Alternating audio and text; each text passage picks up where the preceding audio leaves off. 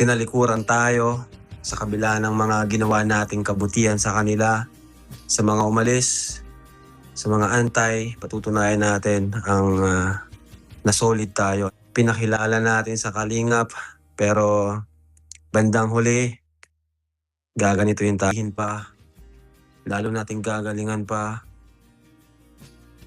at mas palalawakin pa natin lalo itong Team Kalingap na to.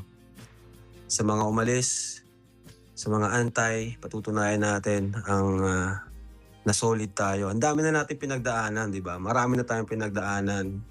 Mga pagsubok, mga taong tinalikuran tayo sa kabila ng mga ginawa nating kabutihan sa kanila, sa kabila ng pag-welcome, pagpapasok natin sa ating community. Pinakilala natin sa kalingap, pero bandang huli, gaganito yung tayo, di ba? Pero diyan tayo tumatatag, diyan tayo nagiging solid. Kaya one kalingap, one family. Lalo po namin kayong mamahalin. At yan, di po namin kayo bibiguin sa dami ng mga pagsubok na naranasan ko. Good evening at magandang umaga po sa lahat ng mga viewers natin dito po sa tono ng pananalita ni Kalinga Prab. At ating mapapansin na meron po talaga siyang pinapatamaan, pinapasaringan dito. Sino nga ba, mga balbas?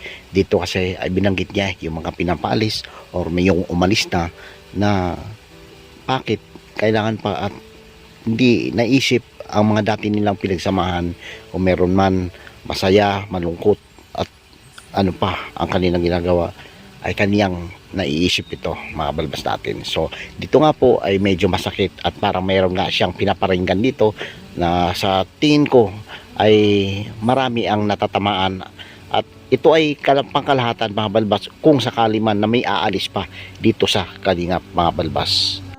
Si Kalingap Prab, mga balbas natin, dito nga po ay itong mga ito ay kanyang kung baka sabihin natin na niyakap mula pa nung wala pa itong mga channel, at dito nung lumakas na nga ay bigla siyang iiwanan. Kaya di natin masisisi rin si Kalingap Prab na magbigay siya at may hinanakit talaga. Ating napapansin talaga dito yung sa way at paraan sa tono ng sa kanyang pananalita, ating mga hulugan lang ito na talagang may masama po talaga ang kanyang loob sa mga taong mahal niya dati, pero ganun pa man ay patuloy pa rin tayo o patuloy pa rin siya nakipaglaban kung ano man ang mga pagsubok at kung ano pa man ang mga higwaan na yan. Siya pa rin ay haharap at namanalangin na sana maayos na ang lahat. One Kalingap, one family. Birador, Direk Noelsa,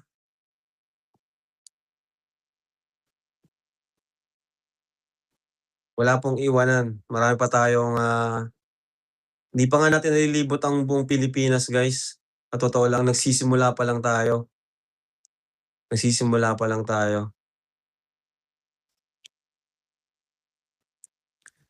Ayan. Juan TV. Ayan. Kuya Miel, Jason Albasan.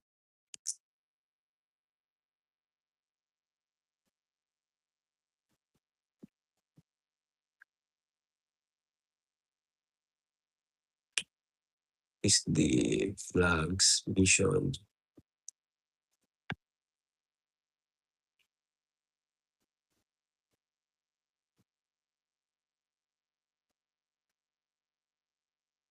Ayun.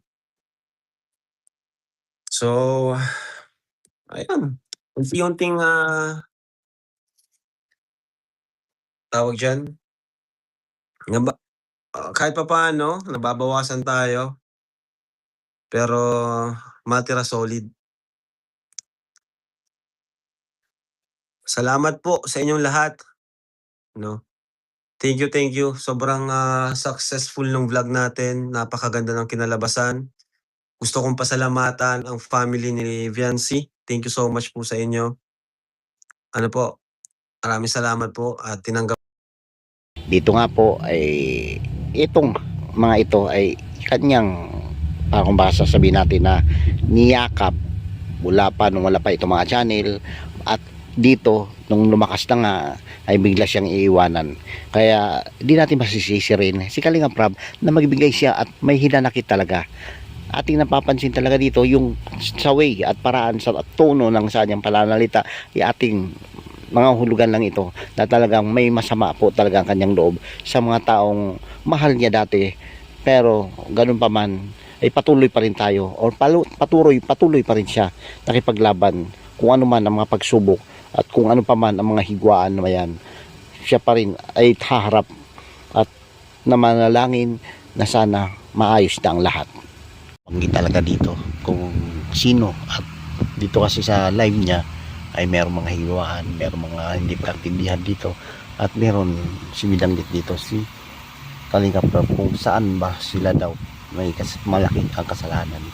Ito ay binanggit niya na dito kay Kalinga dumapalpas natin. So dito nga po nakilang kanyang sinasabing kumbaga doon kayo magsusuri, kung magsuri man kayo balbas.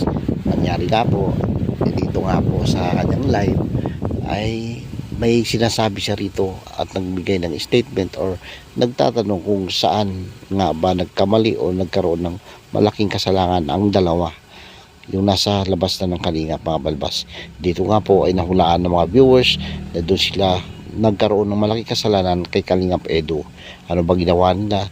Alam naman natin na dati sila ay nakasuporta kay Kalingap Edu nung panahon pa kay Rina, nung panahon pa lang Mang Kuya, nung panahon times pa na nag-viral ang mga videos nila, no, dito kay Kalingap Edu, at siya pa nga ay pinasapasalamatan nito ng mga to na sinabi na siyang dahilan, at itong dahilan si Kalingap Edu daw umano ang dahilan kung bakit tumaas at lumaki na ang kanilang views. So dito nga po ay bigla na lamang na iba ang mundo mga balbas at sila ay binaligtad at doon na kumampi, at sabihin natin na against na talaga sila ngayon kay Kalingap Edu, na dati naman ay magkakaibigan, magkayakap at talagang magkadaw pang palad pa itong mga ito, at halos umain pa ng sabay itong mga to, siyahan, kalungkutan ay magkakasama sila, pero ngayon ay bigla na lang nila iniiwanan.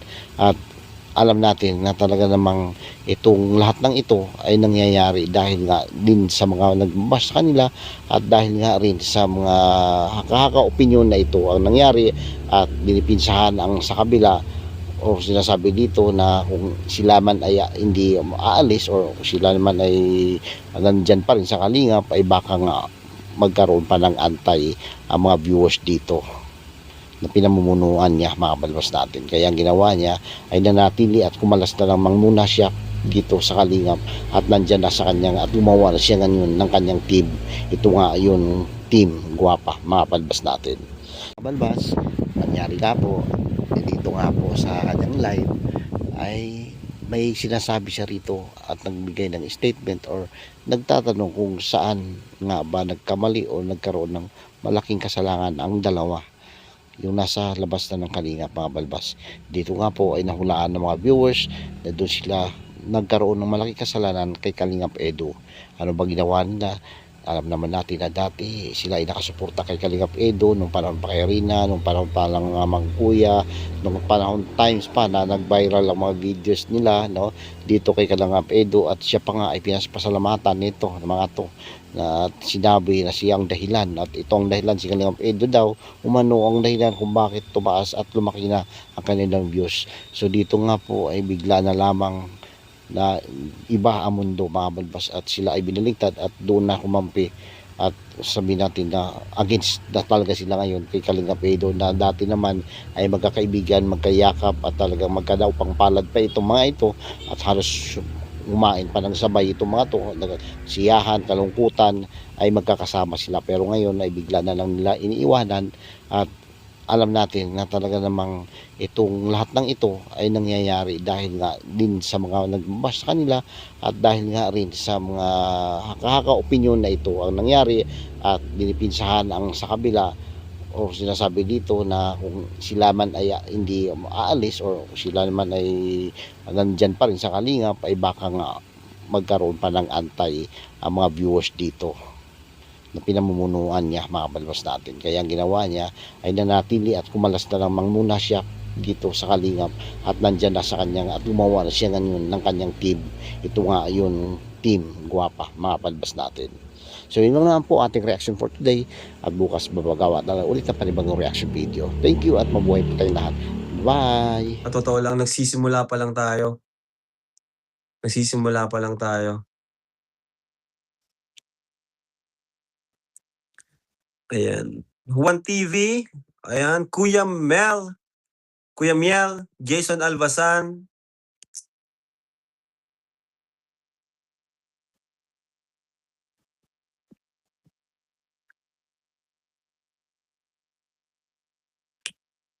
Is the flags mission.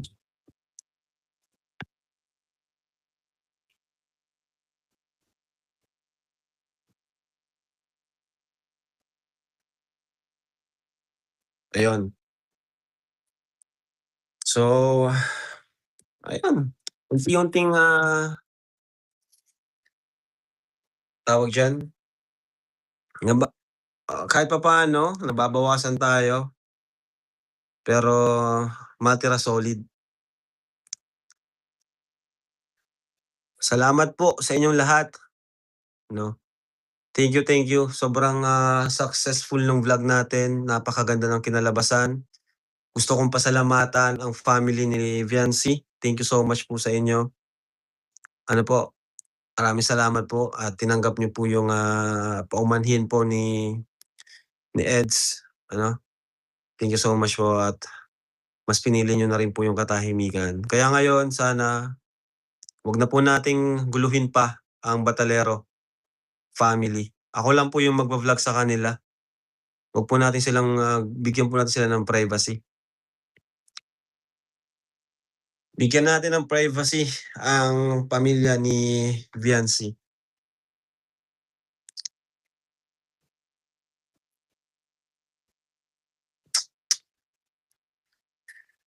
Salute to the Batalero family. Yes. At bigyan po natin ng privacy. Ano? Bigyan natin sila ng privacy.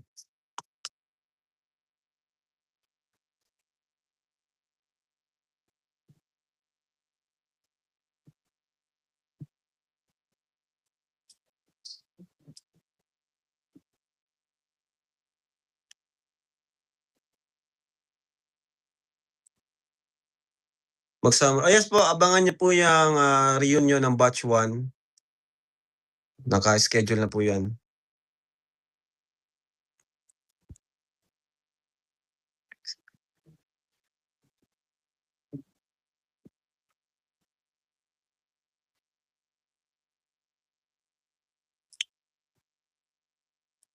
Bigyan ng peace of mind yung bata.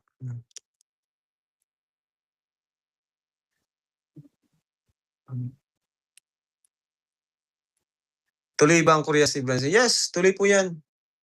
Actually, after dun sa vlog natin, meron pa po kayo hindi napanood dun. Bago kami umuwi, di namin na video yung pag-shake hands nila tatay at ni Edu. Yan, nagkamayan yan. Talagang nagsabi pa nga si nanay na okay na tayo ganon. Grabe, napakasarap sa pakiramdam ng mga nangyari. At wala akong masabi kina nanay, napakabait talaga. Ang bait nila nanay. No? Grabe. Si Viancy napakabait. Nanay, tatay. Sobrang bait po talaga nung